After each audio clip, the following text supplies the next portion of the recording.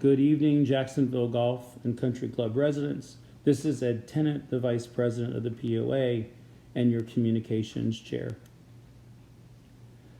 I will be putting out a series of videos on how to use the various features of our new access control system. As you are likely all aware, we are transitioning from Envera to gate access. The first feature we're going to cover is the web-based interface for gate access. This is a website that you can access on your mobile device, laptop, iPad, or home computer to manage the information in gate access and to add guests and other details into your profile. The way we do that is we enter the web page gateaccess.net, and then we will begin the login process. You'll notice there's a community code, username, and password field. This information was sent by email to each residence in the community. When I say that, I mean one email was sent to each home. The email that you use to receive My Envera or registered with May Management is the email that it was sent to. The email came from an email address, activate@ramcoprotective.com.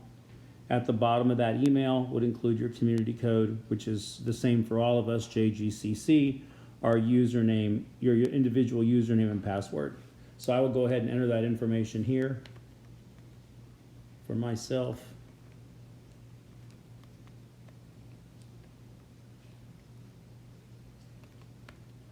And log in. When I log in, I'll notice there is a menu across the top of various things that I can select.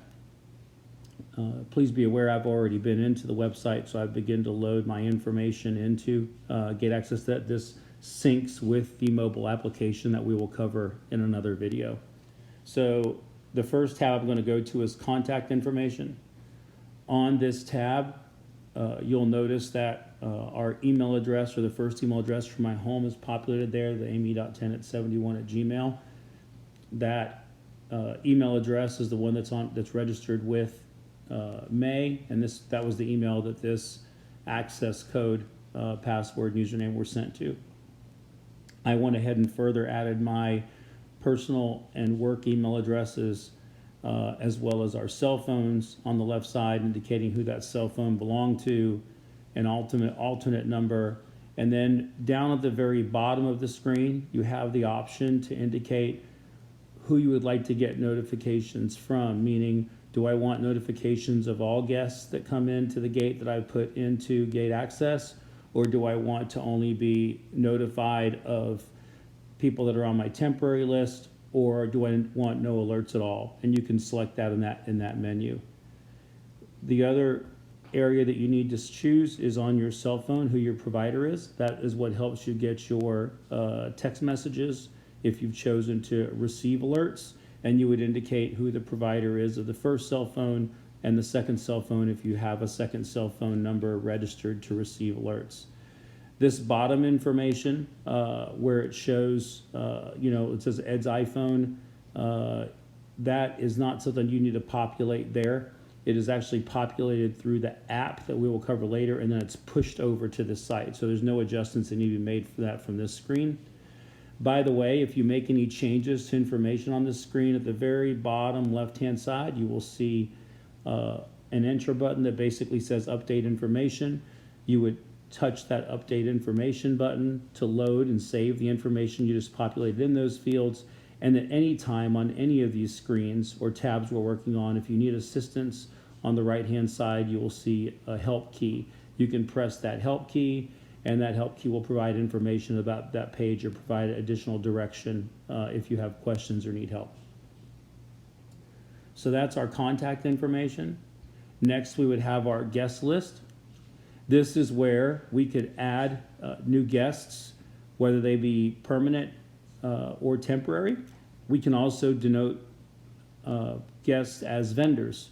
So I'm going to add a new guest. So I will go here, I'll click on add a new guest. I will type in the last name, Doe, first name Jane, Now you'll notice there's a start date and end date. If this is a temporary person, I would enter a start date and end date. If I want them on my permanent list, I will not enter any dates into the start or end date box, and that will leave them on my permanent list. Just below that, you'll see vendor. If I select that box, it makes Jane Doe a vendor, and that's just separately sortable for the application and software. And then I can also make any notes about who this vendor is, whether for me or for the gate or anybody looking at this profile. And I might make note that Jane Doe is our housekeeper. And then I will simply hit update on the right hand side over here next to the cancel button, hit update, and it will now save that guest to my gate access system as a permanent vendor on my list. You also have the ability, if you're holding an event, to make it really easy, and that is go to add an event with multiple guests, which is a tab right here next to add a new guest. We can select that. We can select the event date, and then we can simply begin to enter names of people who are going to be attending that event. And then once we do that, we can hit update guest list. And then that would make it very easy to add a bulk group of people for an event rather than doing the individual add guest. Our other option, I'm not going to save that, so I'm going to go to entry logs. This is where you would be able to see what time your guest, once we turn the system fully on, where we're actually using it to control who comes in and out of the neighborhood. This is where you would see who came in and other information. The next is your emergency contacts tab. It's a good idea to go ahead and fill this out. I haven't done that yet, but I will, but it's pretty easy. As you can see, I'll tap on add an emergency contact. I can add their name, phone number, secondary phone number, and have that information in there should I need it. You also have the ability to put information in if you're going to be out of town. That's something we're discussing now about that feature. You don't have to populate that at this present moment.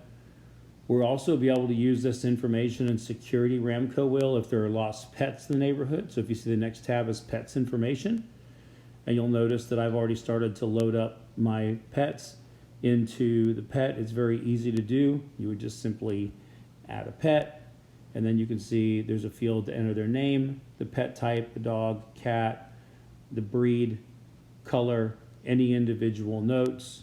And then once I save that, so if I said that I had a dog named Bo, he was a dog, and a boxer, and he was brown, I could update this and save it. And you'll notice this on the right, it says upload, replace picture. I could actually just hit browse and then pull a picture down from my photo library and upload it so it would be attached to that pet's profile.